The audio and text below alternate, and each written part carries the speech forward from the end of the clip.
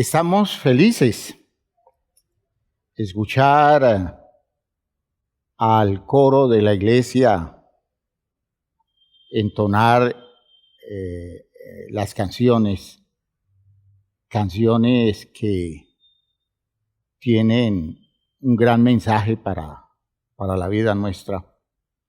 Es emocionante porque lo hacen con gran habilidad artística, pero sobre todo con gran sensibilidad espiritual. Le agradecemos al coro su intervención magnífica. ¡Qué bendición! El tema del mensaje está íntimamente relacionado con el himno, el dolor de un padre amoroso.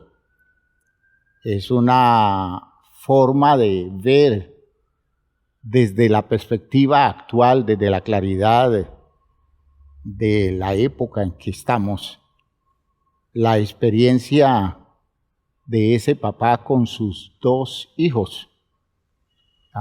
Un padre noble, tierno, pero muy sabio, que entiende que a pesar de sus esfuerzos, sus hijos se fueron perdiendo, se le fueron diluyendo, y hay un dolor expresado en la canción que invita a que nosotros pensemos seriamente en las particularidades de este padre de familia, la sensatez, la habilidad para interpretar las condiciones humanas alrededor del desajuste que produce el cambio de motivaciones que se puede dar en la familia, en los hijos, porque filosofías extrañas, interpretaciones equivocadas de la vida, manejos culturales, los saca del territorio del afecto válido, saludable y salvador, que es la relación con Dios. Y eso en la práctica tiene mucho que ver con lo que sucede en los hogares. ¿Cuánto quisiéramos los padres cristianos que todos nuestros jóvenes, hijos nuestros e hijos de todos los nuestros, pudieran asimilar muy bien la filosofía cristiana y desde allí estabilizar su visión de la vida, entendiendo que como el mundo lo explica, está equivocado. Como Dios nos lo enseña en Cristo, eso es una verdad. Vamos a orar entonces para introducir este mensaje de nuestro culto misionero, inspirados en el contenido de nuestra canción y de todas las canciones que hemos entonado en esta mañana. El templo de Dios quiero ser, heme aquí, Señor, esa muy vieja, pero viejísima canción. Unos brazos humildes se abrieron en la trágica cruz del Calvario. Yo me acuerdo que era un niño en la finca con mi mamá, con mi abuela, cuando llegaba un señor llamado Buenaventura Soto con una guitarra al hombro.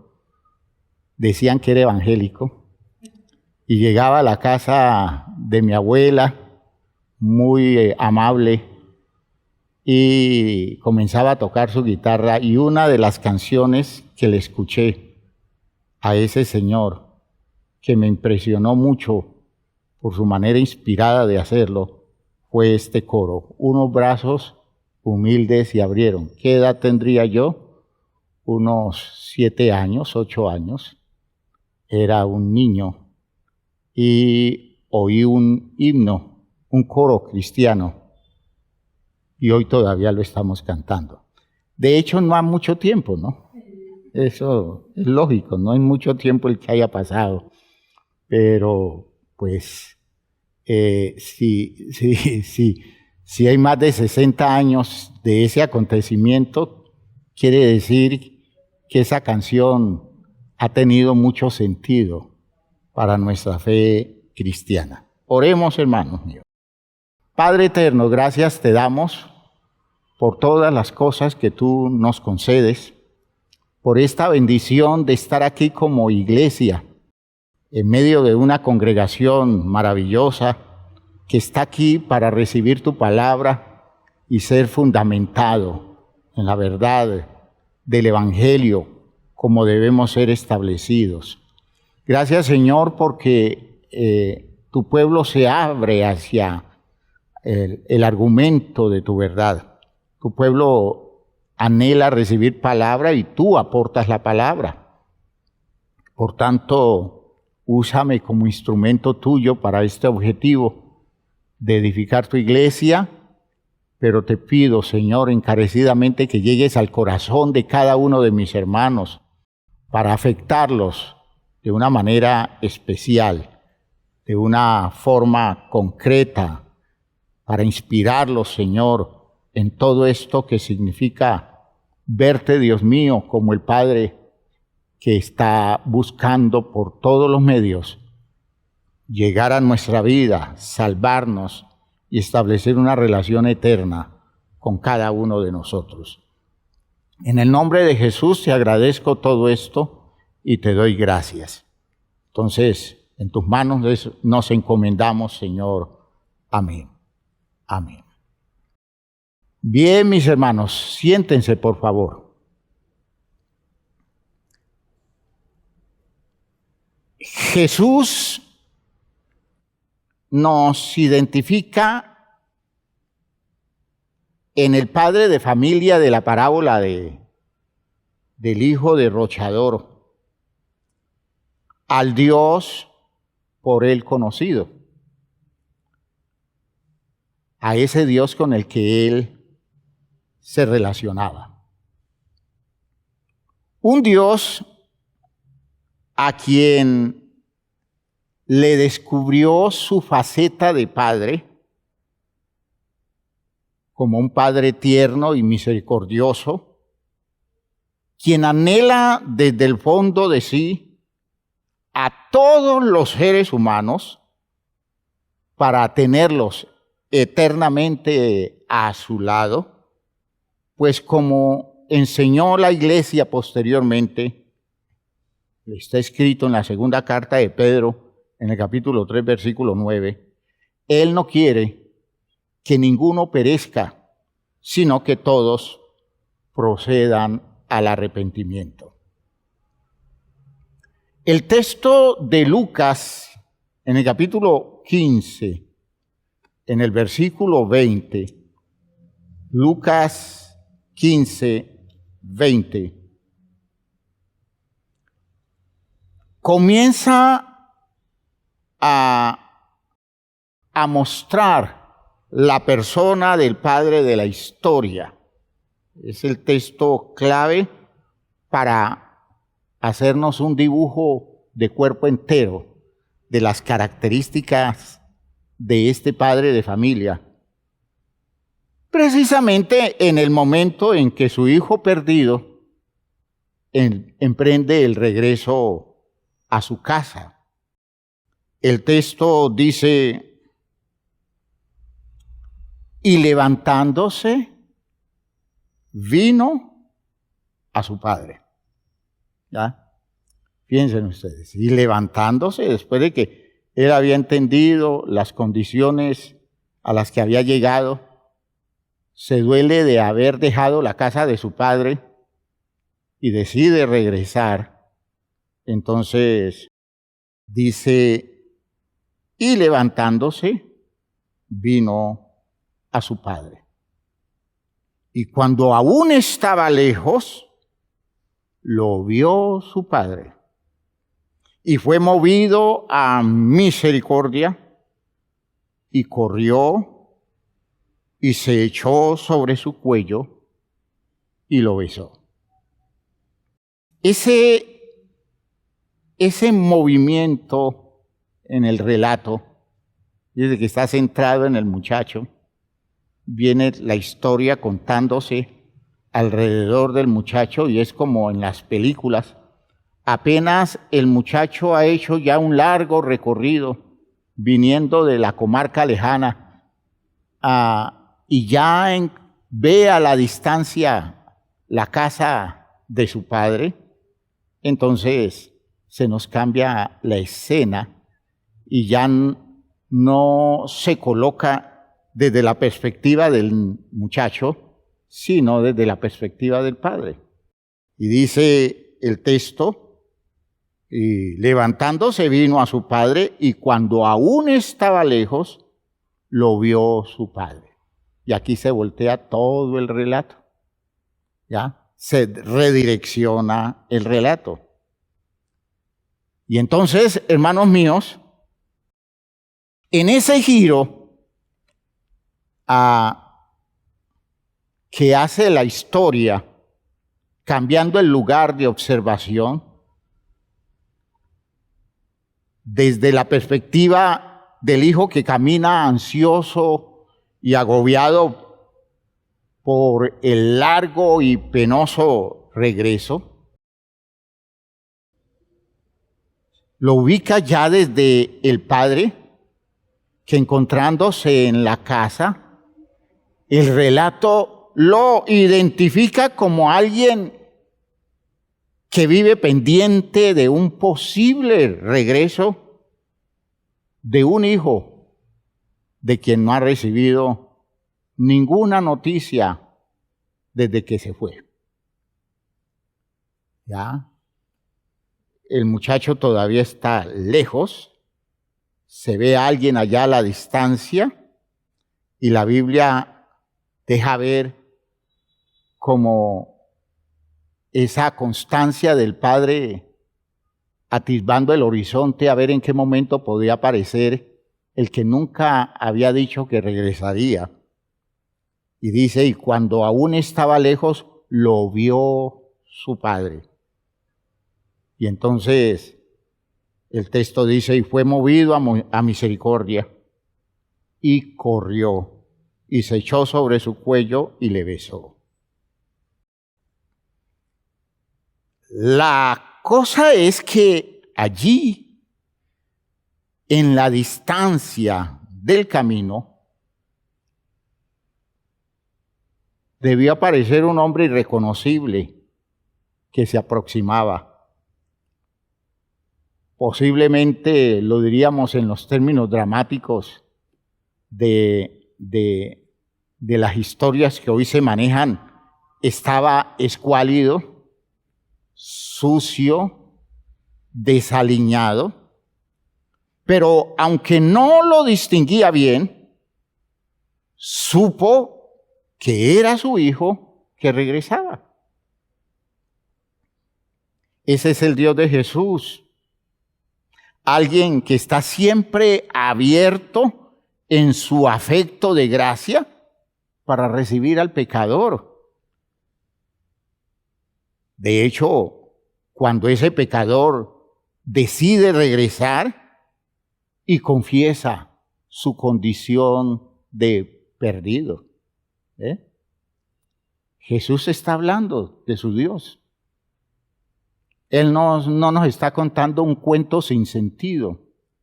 Nos está identificando la claridad de su visión acerca de su Padre. Ese hijo que fue tocado por su miseria, generando en él el deseo de volver a la casa del Padre, tuvo un despertar de conciencia, como si el Espíritu del Padre estuviera llamándolo, confirmándole razones que estaban muy dentro de su corazón por su experiencia previa. Lo que quiero decir es, cuando nosotros tratamos de identificar la idea del Espíritu, en este caso del Espíritu de Dios, es como si una sensibilidad de parte de Dios quedara escondido en el interior de un ser humano que desde lejos lo hace pensar que el mejor lugar para estar es la casa de su papá, es regresar a su hogar. Y uno dice, pues eso es de la iniciativa del muchacho, pero algo está sembrado en ese muchacho que puede distinguir la casa de su padre entre muchas casas y las condiciones saludables de su hogar entre muchas condiciones afectadas de hogares posibles para la vida de él. No pensó nunca decir, ahora que fracasé aquí, voy a buscar este camino por acá, este camino por allá. No dijo, no tengo un lugar más claro para la reconstrucción de mi vida que regresar a la casa de mi padre. Hoy diríamos nosotros, en la claridad de la revelación bíblica, esa es la obra del Espíritu. Pero esa obra del Espíritu no es una cosa que le llegó allí en un momento dado y lo inspiró, sino un despertar alrededor de condiciones internas producto de los golpes duros que había recibido en función de su experiencia inmediata. Había tenido una experiencia muy triste, muy agobiante, y algo por dentro lo movió y dijo, no hay lugar como la casa de mi papá y allá voy a regresar. Un padre entonces que inspira aún a la distancia. Se necesita que sea muy bueno. Aleluya. Se necesita que sea maravilloso. Estoy lejos, pero ese padre me inspira a acercármele porque no he encontrado a otro que se pueda asemejar. Hermanos míos, Dios opera en el hombre de muchas formas con un único propósito, y es que el pecador regrese a su casa. ¿Ya? ¿Cuántas cosas está tratando de afectar Dios en la vida de todos aquellos que están lejos? De todos aquellos que se le han distanciado. La cosa es que Él nunca deja de esperarlos. Nunca ceja en su empeño de que regresen, de que puedan ellos estar con Él nuevamente. Y por eso siempre mira el horizonte a ver si ya vienen en camino. La fuerza espiritual de un padre amoroso se expresa en el cambio de mentalidad de un hombre, de modo que unos pensamientos que tiempo atrás estaban orientados hacia una provincia apartada, lo declara la Biblia, se vuelve ese pensamiento y entonces ya está dirigido hacia la casa del Padre. De donde quiso salir para nunca volver, ahora quiere regresar porque no encuentra nada que se le parezca. Es una conversión que no se realiza por imposición, sino por convicción. Y está dependiendo de la responsabilidad personal del que se convierte. Esto no es violencia de Dios. Por ser Dios impone, no. Dios se da a la tarea muy nuestra de esperar a que la persona recapacite. Y eso se llama paciencia. Dios es paciente. Aleluya. Dios nos espera hasta última hora. Dios no nos violenta, Dios no nos agrede, Dios no nos maltrata en nuestra desubicación, pero Dios siempre está mirando a ver cuándo hacemos el gesto que nos lleve a regresar a la casa como debe ser. Jeremías describe esa condición y nos revela así precozmente a este Dios que Jesús pudo identificar directamente. En Jeremías 31, busquen ustedes Jeremías 31. Fíjense que esos profetas están en el espíritu de Cristo, o Jesús está en el espíritu de los profetas.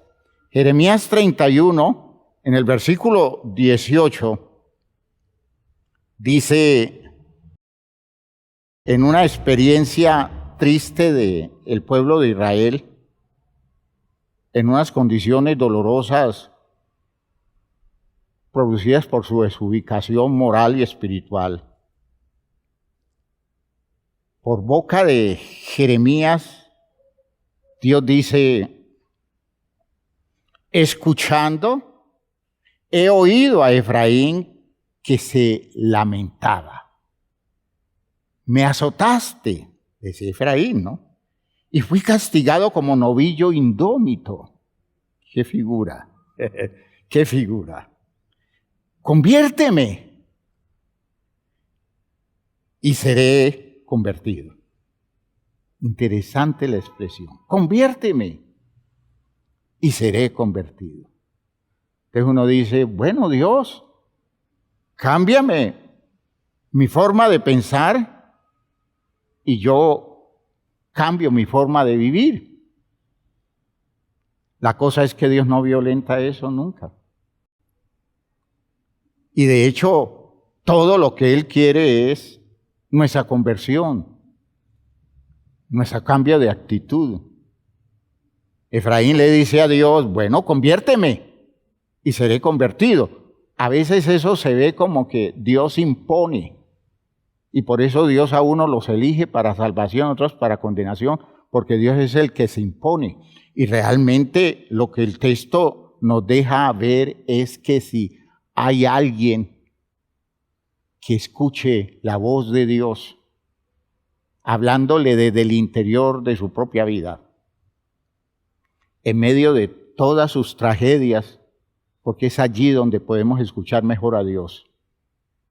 Cuando estamos viviendo el desajuste de nuestra vida, producto de la locura en la que hemos vivido, y entonces entra un despertar de conciencia de algo mejor que está allí guardado hace mucho tiempo. Y entonces, cuando eso lo escuchamos, es como si Dios nos estuviera hablando. Y dice el salmista, y dice Jeremías, conviérteme y seré convertido, porque tú eres Jehová, mi Dios. Porque después que me aparté, tuve arrepentimiento. Mire que es el gesto. No es Dios imponiendo, sino una persona que logra reflexionar y desde allí escucha la voz de Dios, del padre de familia que lo llama a la distancia. Aleluya. Porque después que me aparté, tuve arrepentimiento y después que reconocí mi falta, herí mi muslo, me avergoncé y me confundí porque llevé la afrenta de mi juventud. Todos esos errores que temprano cometí fueron carga que se convirtieron como en una especie de lastre que impidieron el desarrollo de mi vida, pero hoy que lo veo claro, hoy yo quiero, Señor, que me des la oportunidad de convertirme. Por tanto, es como si dijera, dame luz, dame orientación, dame la oportunidad de regresar a la casa, porque perdido estoy de ella.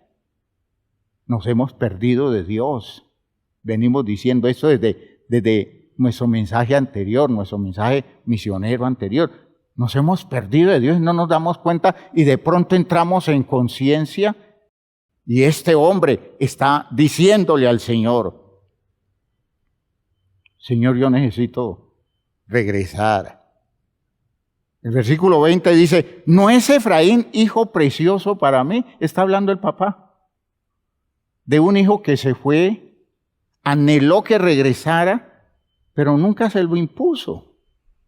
¿Ya? ¿No es Efraín hijo precioso para mí? ¿No es niño en quien me deleito? Pues desde que hablé de él, me he acordado de él constantemente. Por eso mis entrañas se conmovieron por él. Esa conmoción recibe el nombre en el texto de Lucas de misericordia.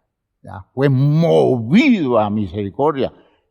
Como si por dentro hubo algo que lo movió. ¿Ya? Le causó un remesón de entrañas. ¿Ya? Dice él: por eso mis entrañas se conmovieron por él. Ciertamente tendré de él misericordia, dice Jehová. Este es el Dios de Jesús. Este es el padre de familia de la parábola de Lucas. Él tiene entrañas conmovidas por cada uno de los seres humanos que está lejos. De aquellos que se alejaron sin causa justa, de aquellos que se confundieron, se desorientaron y se metieron en una forma de vivir que no era la que Él les había presupuestado, porque sus planes eran distintos, como eran los planes distintos de este papá con sus dos hijos. ¿Cuántos planes habrá elaborado? ¿Cuántos proyectos tendría el viejo con esos muchachos? ¿Cuántas ilusiones desde el punto de vista humano se generan alrededor de los hijos? Y de pronto le salen con lo que le salen. Y sin embargo, él no violenta, él no despotrica de la vida, él no se siente desgraciado. Al contrario, él todavía mira a ver cuándo regresan. Eso está haciendo Dios con tanta gente hoy que está lejos. Todavía se para en el mirador de la casa y mírala a la distancia. Mira ya el valle lejano. Mira el descenso de la montaña a ver si alguien viene en camino. Este Dios que no quiere que se le pierda uno solo. Cuando llegamos al relato de Lucas, el relato aquí describe la reacción del Padre, una reacción muy concreta de su misericordia. Dice el texto, en primer lugar, fue movido a misericordia. Literalmente está diciendo se conmovió. Eso dice literalmente el texto. Eso es lo que leíamos en Jeremías. Movido internamente desde sus entrañas. Se conmovió. Un hombre que no era digno de nada, pero era su hijo. Y volvía. Estaba regresando. De modo que el corazón le palpitó fuerte. El amor íntimo de un padre que se exterioriza orientando la acción que está fuera de toda lógica. Porque el amor de Dios, de ese Dios de Jesús, se nos quiere mostrar como un amor que es ilógico para el pensamiento humano.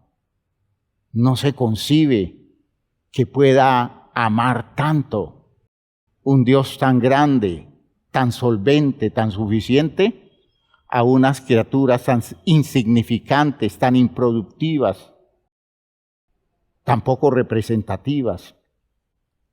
Pero Él decidió amarlas y las anhela entrañablemente.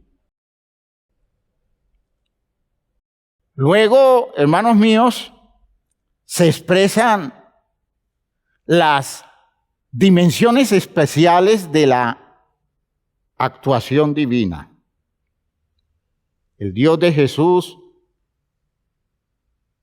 declarado aquí como el padre de familia, hace gestos que son inimaginables en relación con un hombre desagradecido, con un hombre deformado, avaro, deseoso de diversiones comunes en el mundo, irresponsable y que dilapida toda una herencia. Y en su miseria va a estar regresando. Y Dios como que se olvidara, o el padre de familia en la historia como que se olvidara de toda la diablura que este tipo ha hecho. Y lo único que aparece en él es el gesto de su corazón que despierte en palpitaciones de afecto, de entrañable afecto. Su mirada misericordiosa, ¿no? Lo vio cuando aún estaba lejos, miserablemente vestido, totalmente despreciable, y sin embargo en ese hombre vio a su hijo. De allí el sentido de la palabra misericordia, ¿no? Miser quiere decir miserable, desdichado, y cor o cordis, corazón, con el sufijo ia, está traduciéndose eso como sentir la desdicha de otro. La misericordia es nosotros ser capaces de sentir el dolor del otro, de colocar a nuestro corazón a palpitar frente a la desgracia de otra persona. Y esa misericordia entonces es una expresión muy especial del amor. El otro detalle es que el padre corrió hacia el hijo que regresaba por el camino, por el mismo camino por el que se había marchado antes. En nuestra condición dura y cruel, nosotros nos pararíamos de pronto en la puerta de la casa y le diríamos: regrésese por donde vino, porque por allí se fue. Usted no tiene por qué estar aquí. Váyase. No. El padre corrió hacia el hijo. La forma verbal da la idea de que comenzó a correr y siguió haciéndolo hasta llegar junto a su hijo. Es decir, no se detuvo en el camino. Eso es lo que da a entender la expresión verbal que se usa allí para hablar de esa actitud del padre. Y eso está en total contradicción con la dignidad de él como un anciano en esos pueblos del Medio Oriente, especialmente en Israel, y en especial de un anciano rico, porque se ve que es un hombre rico, un hombre importante, y no está bien que un hombre importante corra en cambio de caminar y que se vea afanado en razón a querer llegar lo más temprano posible a un objetivo que anhela su corazón. se comportó como un muchacho común. Vulgarizó su imagen de anciano respetable, pero poco caso hizo de todas las normas sociales vigentes, porque lo único que veía al frente era a su muchacho que estaba regresando a la casa. Este es el Dios de Jesús. Estoy insistiendo en esa idea y espero que nosotros lo hagamos correlacionar con el Dios que nosotros tenemos. Si de pronto es el mismo o es otro. La Biblia dice que luego se echó sobre su cuello y le besó, demostrándole su compasión, demostrándole su generosidad, identificando el beso como un signo de perdón. El hijo apenas se vio frente al padre, soltó el discurso que tenía preparado, palabra por palabra. Y el padre no respondió, no reaccionó al discurso, sino a lo que él llevaba por dentro. Y por eso el padre, al margen del discurso de su hijo, da órdenes a sus siervos y los conmina que lo hagan con presteza. Yo quiero que usted se sienta como ese muchacho loco que hizo tantas locuras, que destruyó el patrimonio, que acabó con todo, como un buen sinvergüenza, y que se vea metido en una escena de estas, enfrentando a un papá de quien espera un sinnúmero de reproches, y todo lo que encuentra es la actitud diligente de un padre que quiere restaurar a su hijo lo más pronto posible. Él le dice a sus siervos, y le dice que lo hagan con presteza, es decir, que lo hagan lo más rápido posible, porque es urgente lo que se tiene que dar. Dice el texto, pero el padre dijo a sus siervos, sacad el mejor vestido y vestirle y ponerle un anillo en su mano y calzado en sus pies, y traed el becerro gordo y matadlo y comamos y hagamos fiesta, porque mi hijo muerto era y ha revivido, se había perdido y es hallado. Y dice el texto, comenzaron a regocijarse. Sacad el mejor vestido y vestidle. Le hizo recobrar su distinción y está dejando evidencia de una salvación, de su tragedia, de sus errores. Es salvado y metido nuevamente con honor, con distinción en la casa de su padre. Poned un anillo en su mano. Ahora recobra su estatus de hijo, llevando la expresión de autoridad de la casa. Un anillo en su mano. Poned calzado en sus pies, que es un lujo reservado únicamente a los hombres libres, pues los esclavos siempre iban descalzos.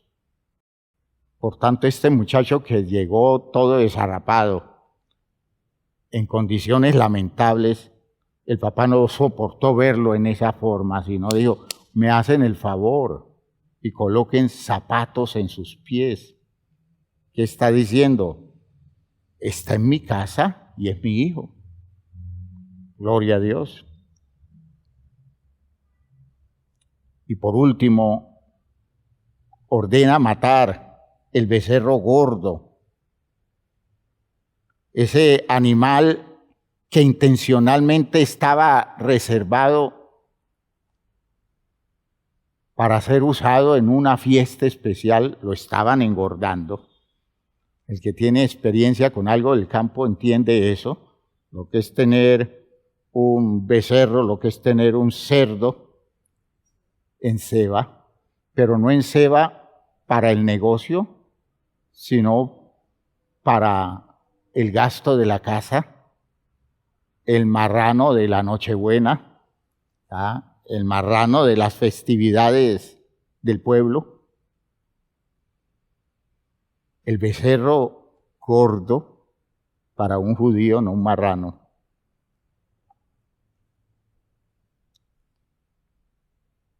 De modo que el Padre no encontró un momento más especial para dejar ver lo significativo que era el regreso de su hijo. Mató el animal que no sé para qué fiesta estaba reservado, pero ahora considera que más importante es que su hijo haya regresado. Este es el Dios de Jesús. ¿Cómo se comportaría el Dios suyo? ¿Cómo lo ve usted? Especialmente usted que tiene tantas dudas de acercarse libremente a Él para decirle, Padre, no te he sido fiel, no te he sido honesto. ¿Cómo lo ve usted que tiene tanto miedo de acercarse cuando Jesús nos lo presenta como aquel que está anhelando su acercamiento? Está deseoso de que usted abra la puerta de su corazón y se disponga a recibir lo que Él generosamente tiene reservado para darle a la vida suya. Por eso yo quiero que entienda que esto que estamos haciendo hoy, descubriendo cómo Jesús ve al Padre, nos va a servir para entender por qué Jesús se movió en la vida en la forma que lo hizo, porque es que de acuerdo a cómo uno vea a su Dios, así mismo uno se mueve en la vida. De acuerdo a cómo uno vea a su Dios, es capaz de verse uno a sí mismo. De acuerdo a cómo uno entienda que Dios está en el plan de hacer en relación con la vida de cada uno, de esa manera actuamos y somos consecuentes con nuestra manera de creer. A veces decimos textos, pero no es en lo que creemos, porque nuestra práctica religiosa ignora al Dios de los profetas, ignora al Dios de Jesucristo. Fíjense que por último, en ese momento, todos quedaron invitados al festejo, buscando que todos estuviesen alegres, porque el motivo lo ameritaba. La situación pedía el regocijo de todos. Su hijo, en la perspectiva de un padre que sabe la dimensión de tener un hijo lejos, muy lejos del cuidado y de su afecto, su hijo estaba muerto y él entiende que revivió, estaba perdido y fue hallado. ¿Cómo no hacer fiesta? ¿Cómo no hacer regocijo? ¿Cómo no llenarse de motivos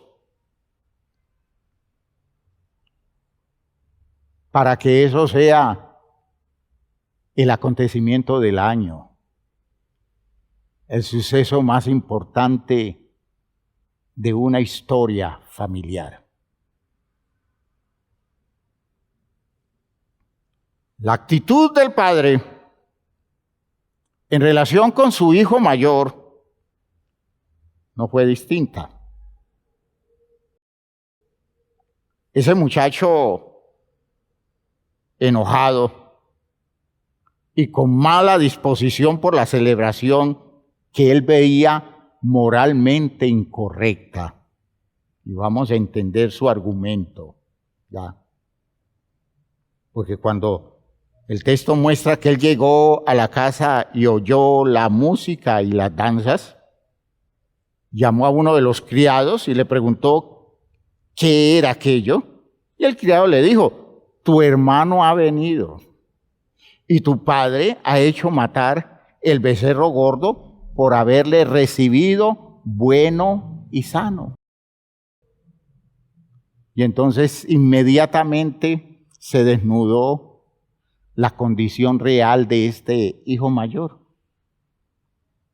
Se descubrió que no estaba acorde con la disposición de su padre. Se desnudó el hecho de que estaba en conflicto con el papá, porque no se identificaba con lo que el papá estaba haciendo. ¿Ya? Y por eso él consideraba que era el colmo que su papá hubiera matado al becerro gordo por recibir a un hombre inmoral e irresponsable.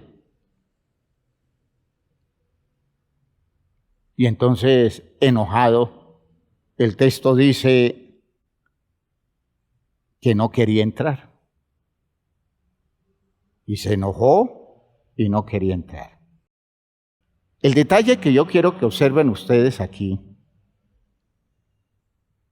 en el espíritu de la enseñanza de Jesús, es genial. Porque previamente vimos al Padre correr a buscar, a salir de carrera buscando a su hijo menor que regresaba. Y sucede que ahora el Padre hace el mismo ejercicio porque salió, dice el texto, su Padre, ya no para recibir a un hijo arrepentido, sino para rogarle a un hijo que no se pierda la fiesta, que no se pierda el regocijo, que no es justo que se amargue la vida, que no se pierda la comunión con Él por el odio y el desprecio que siente hacia su hermano. De modo que tan perdido estaba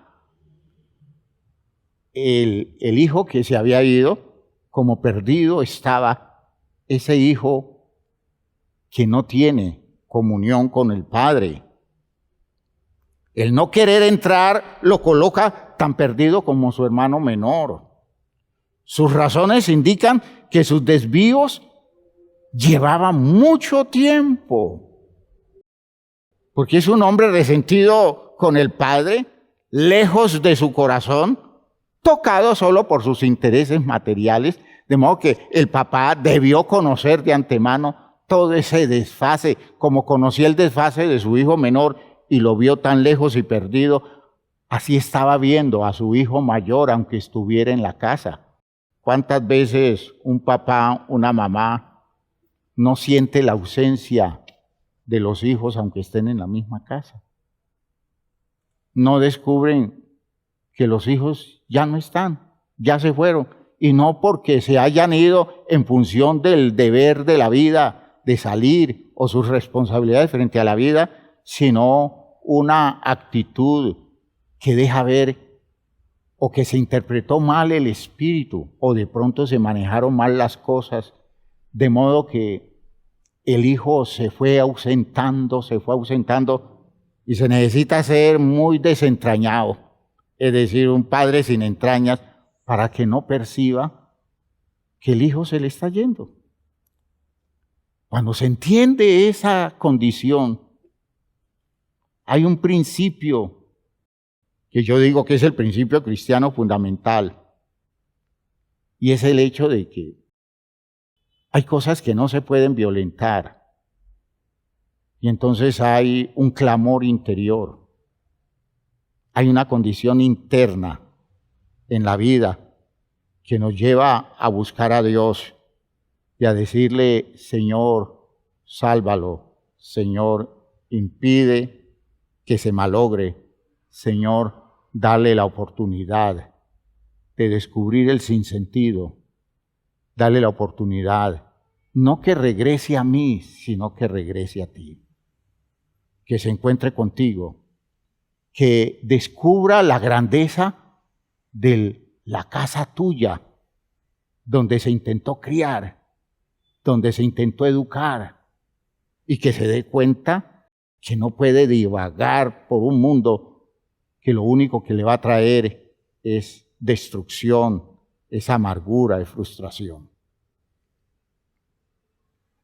Este padre de familia es un padre de familia que Jesús nos lo describe como identificando a su padre, de modo que ese sentir de padre no es exclusivo de nosotros los seres humanos, es un sentir propio del Dios del cielo, es un espíritu heredado de nuestro Creador, de aquel que nos ha dado el derecho de nacer a una dimensión existencial que solo se justifica en Él.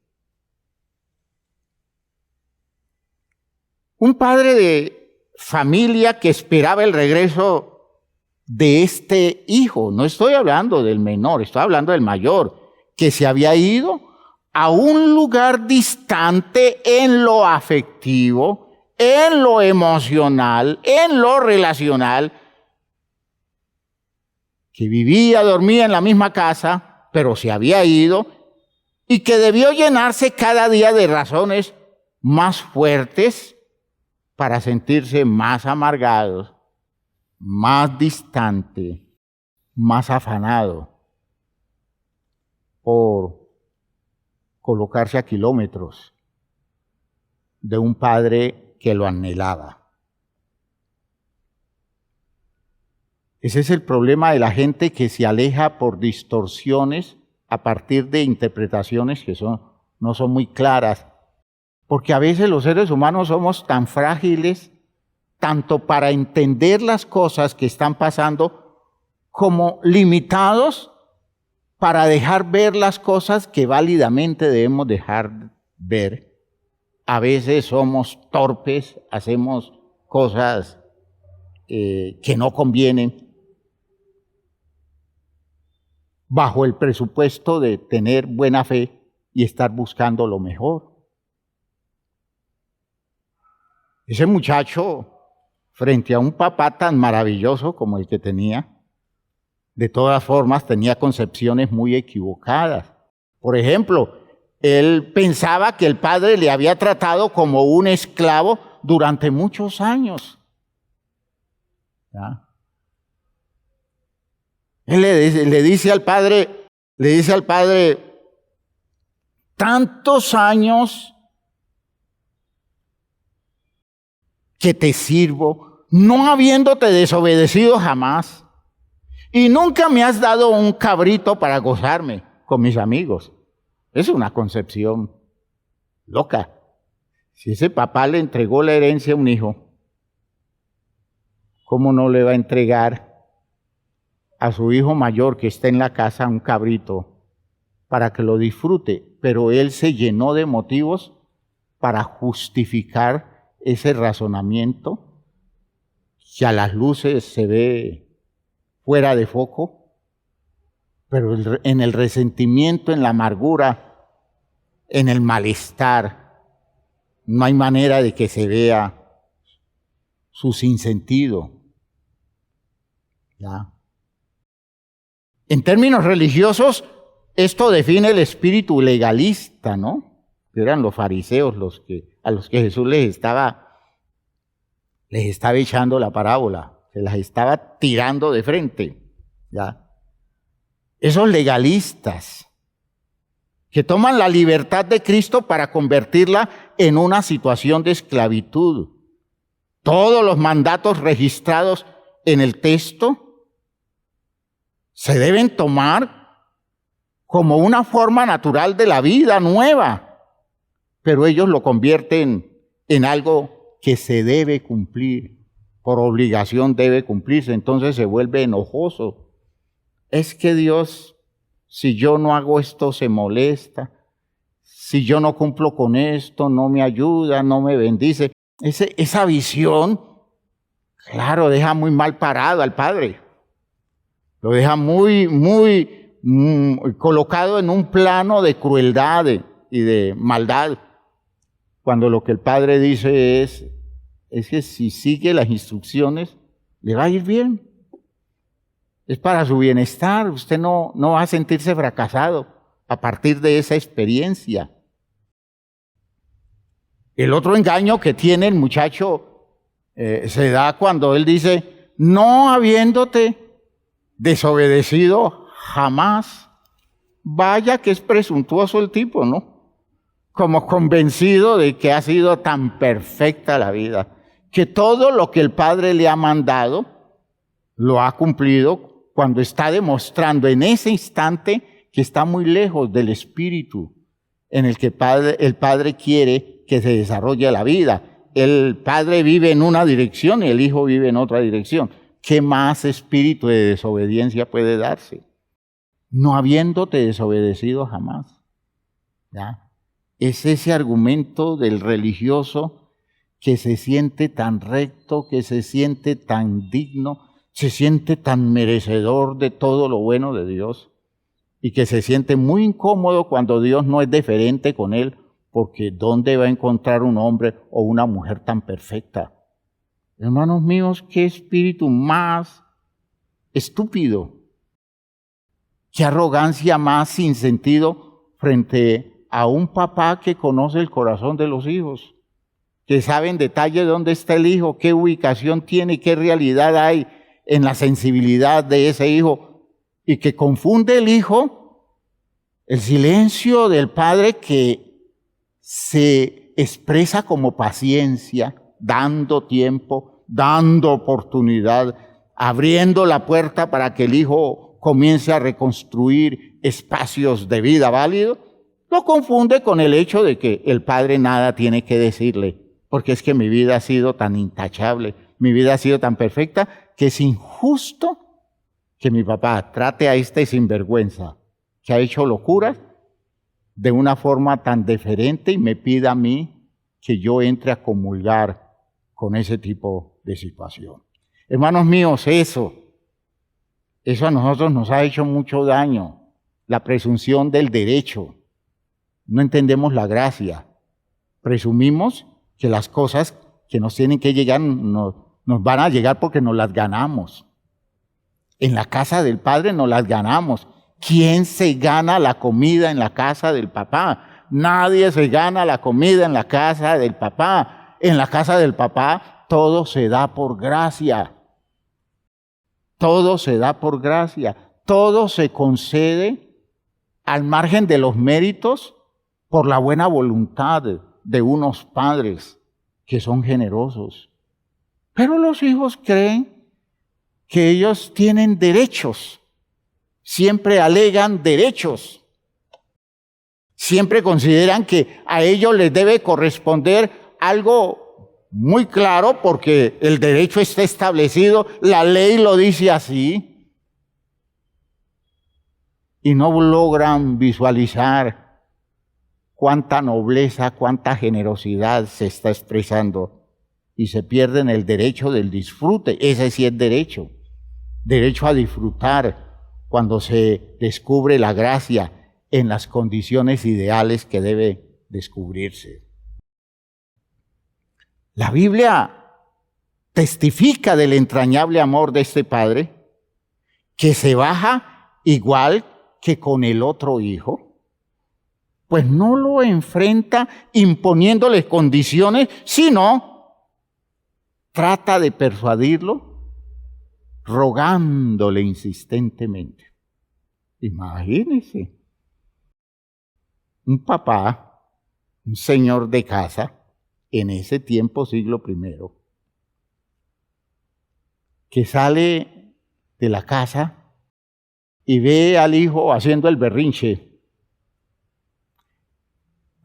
y le dice, entre, mijo. regocíjese. Salga de esa amargura. Este es un motivo de fiesta para nosotros, porque mira, tu hermano estaba muerto y ha revivido, estaba perdido y lo hemos hallado. Y ese hijo alegaba.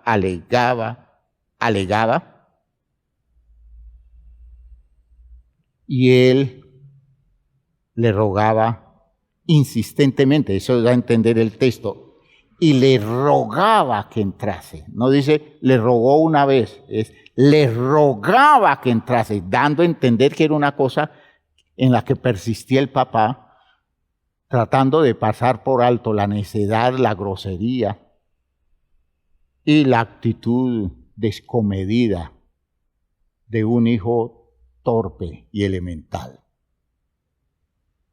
El relato concluye con los argumentos del amor del Padre que mueve a la celebración y con un hijo mayor renuente a aceptar ese amor por no compartirlo con alguien a quien ve indigno de un afecto semejante.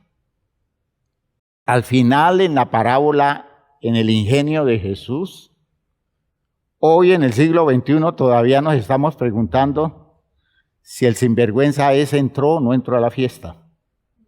Y algunas veces llega uno a pensar que no lo hizo, porque se sentía con tanto derecho a discutir y a diferir del concepto del papá, que su molestia la justificó, de modo que eternamente va a estar rehusando entrar a la fiesta y se la va a perder eternamente. Queremos pensar que no haya sido así,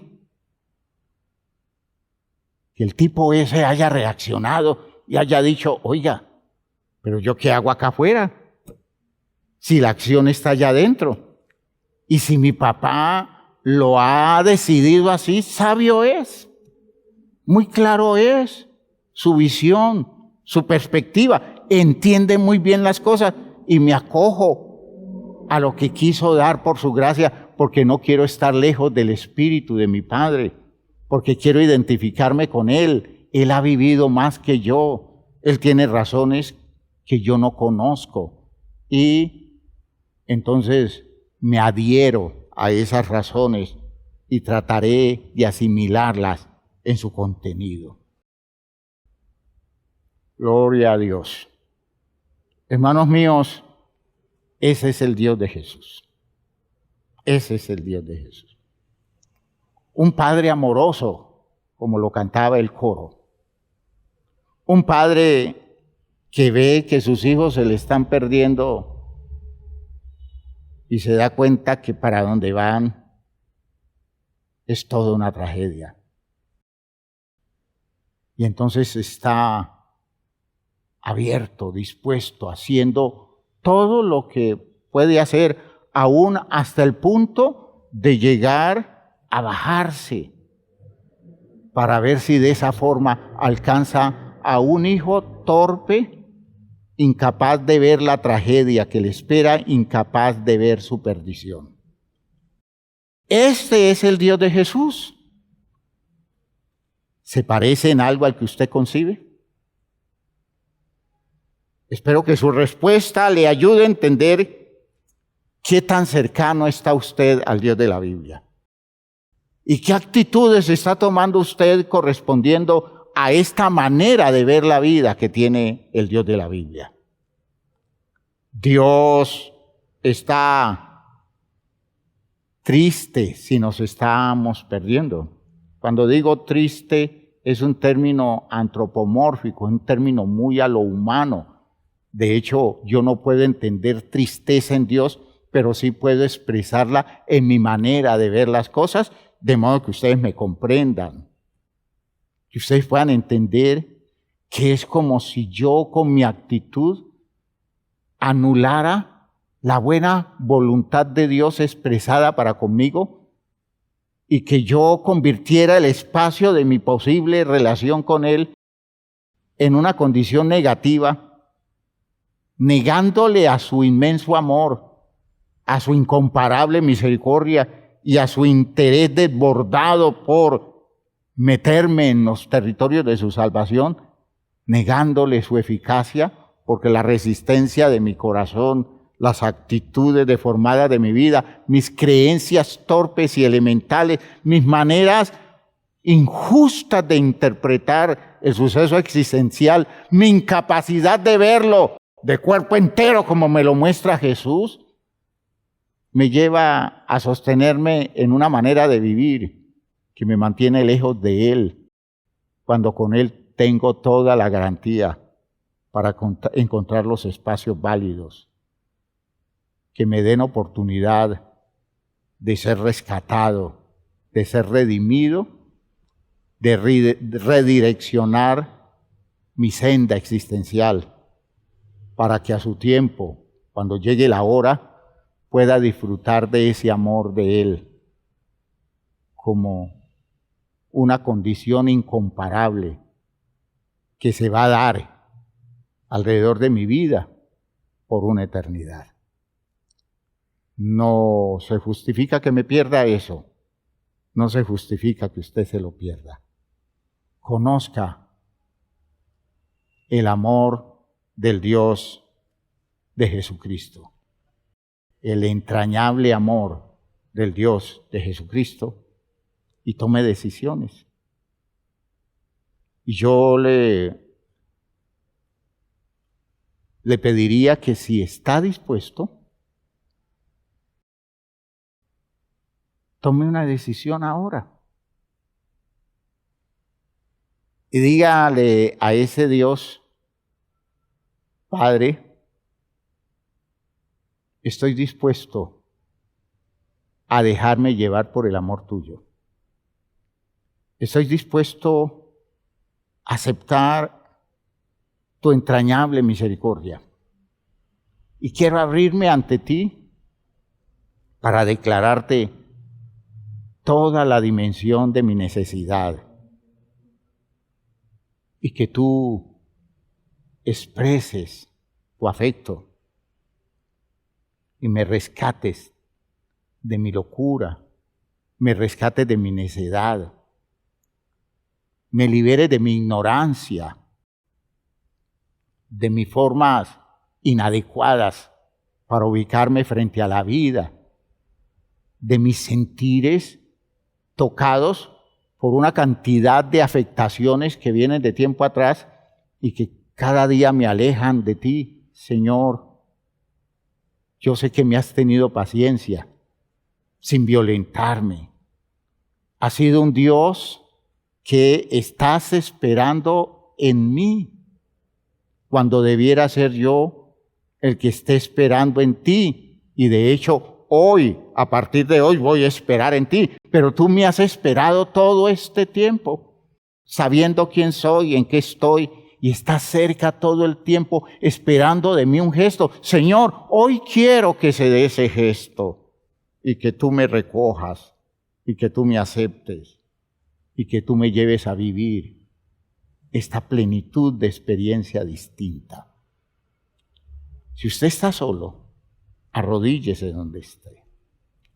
Si usted está en un ambiente de confianza y considera que está en libertad, arrodíllese allí.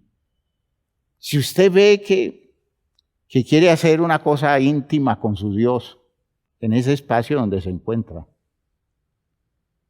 entonces arrodíllese en su mente, cierre sus ojos y hable con su Dios.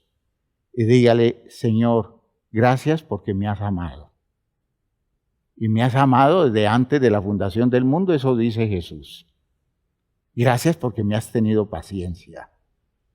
Y yo quiero hoy entregar mi vida a ti y que tú me recojas.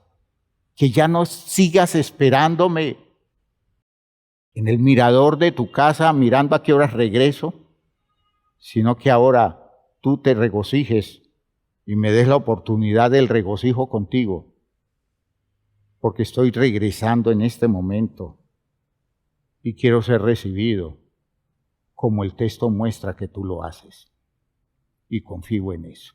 Por eso vamos a orar. Tome su decisión y vamos a orar.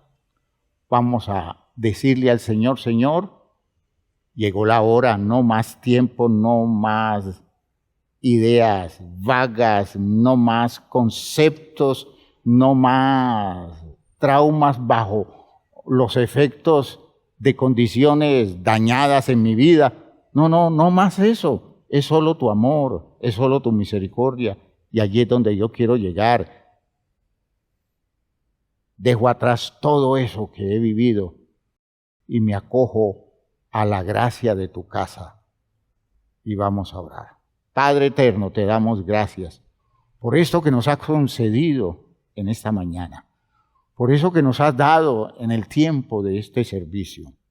Has sido un Dios bueno, has sido un Dios grande, maravilloso, extraordinario en tu manera de actuar, de expresarte, de manifestarte. Y sé que en el día de hoy has hablado, Señor, y sé que has llegado a la vida de mucha gente que hoy está entendiendo su necesidad de regresar a ti y ubicarse bajo tu sombra, Señor. Por eso te pido que sobre ellos coloques tu mano poderosa, sobre tu iglesia en general, coloca tu mano, Señor, y deja que tu iglesia viva tu afecto, viva tu gozo, viva este alborozo que se despierta en tu casa por el regreso de tantos, por la disposición de un pueblo que quiere experimentar esto de una manera distinta, Señor. Ayúdanos entonces a vivir esta plenitud en este momento y que mis hermanos se vean amparados por tu perdón, por tu misericordia, restaurados, Señor, rescatados de su vana manera de vivir, saliendo a flote en medio de condiciones que los anegaban y les quitaban el derecho de vivir plenamente una experiencia de realización. Gracias, Padre, porque sé que lo estás haciendo ya y estás perfeccionando esta salvación en cada uno de ellos. En el nombre de Jesús, el Señor. Gracias, Padre Santo. Amén, amén, amén. Bien, mis hermanos, qué bueno. Hemos decidido cosas. Afírmese en ellas. Si Dios tuvo paciencia y estuvo al lado suyo esperando decisiones, mucho más ahora que usted ha tomado las decisiones. Dios no se va a ir de su lado, porque lo va a acompañar por toda la eternidad. Dios les bendiga.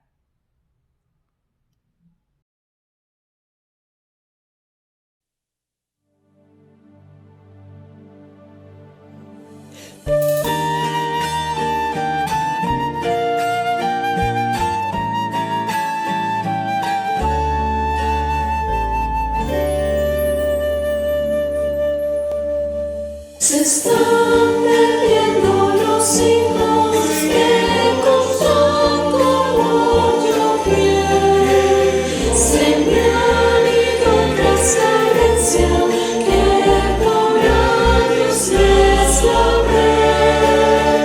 El bien está material severo el entendimiento. Sofá por tener las cosas destruyó sus sentimientos. Mis hijos se están perdiendo, inmersos en la avaricia, hundidos en la condena de su insaciable codicia. Espero que su regreso a la salud del hogar, no tarde y para siempre los pueda yo disfrutar. No tarde y para siempre los pueda yo disfrutar.